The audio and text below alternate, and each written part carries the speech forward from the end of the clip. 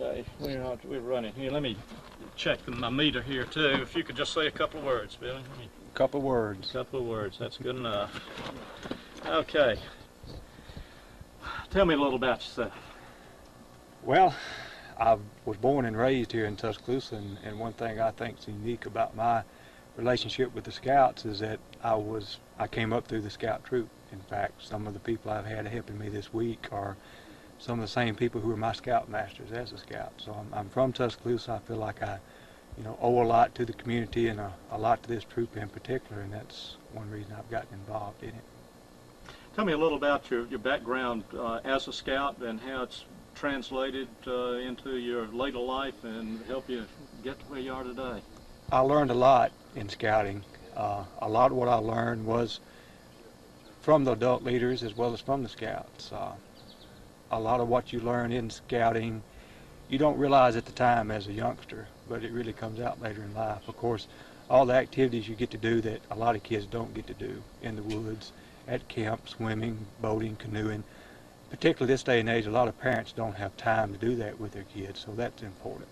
But the citizenship angle, teaching our Scouts to be good citizens, that's one thing that you really notice later in life. Their duty to God, their duty to country. And that, to me, is just as important as the wood skills or the crafts that they learn. That's very, very good summation of several things I was going to ask you right there. This is, as you've, well, I don't want to put words in your mouth. I want you to say it. What are some of the things that you have learned this week? You might give a little background of what this week is, too. Well, it's been a new experience to me because it's the first time at camp as an adult. It's the first time I've been out here in 25 years to summer camp. I've had to learn a lot of how to deal with kids again. Of course, my own son's here.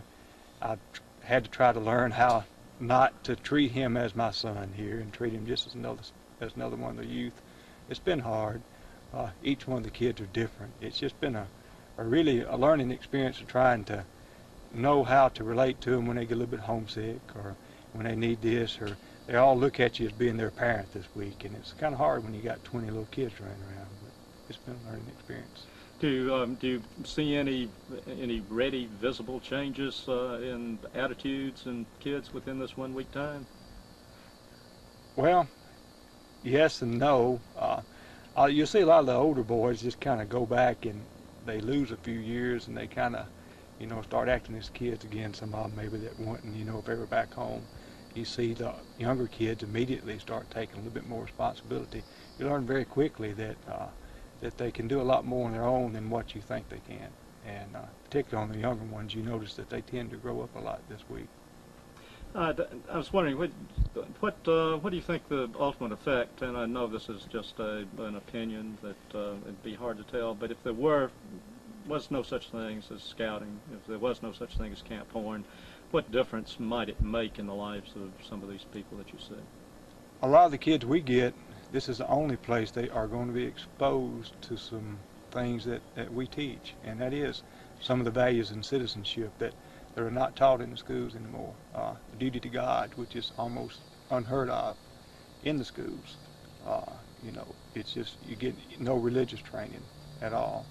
A lot of them are from one-parent homes. Some of them would never have the opportunity to spend a night in the woods with a group of men. So it's just so much now that they wouldn't even have a chance to get. It wouldn't have been as bad 25 or 30 years ago as what it is now, but it's so much the Scouts offer that these kids could not get anyplace else. What kind of gratification do you get by just being a Scout leader in general? Right now it may seem like it's not too much, but I've had enough experience, not as a Scout leader, but seeing kids I know have been Scouts and see what they have, turned out to be. And it's bound to have some effect, some help on them. I look for whatever gratification I get other than the good time I have with them here now and the laughs that you have with them and the tales and the stories and the trips that you take will be 10, 15, 20 years down the road when you see what type of young men they grow up to be. And largely that's, one reason I felt like I owed a lot to the Scout leaders who brought me up, and that's one reason I got involved.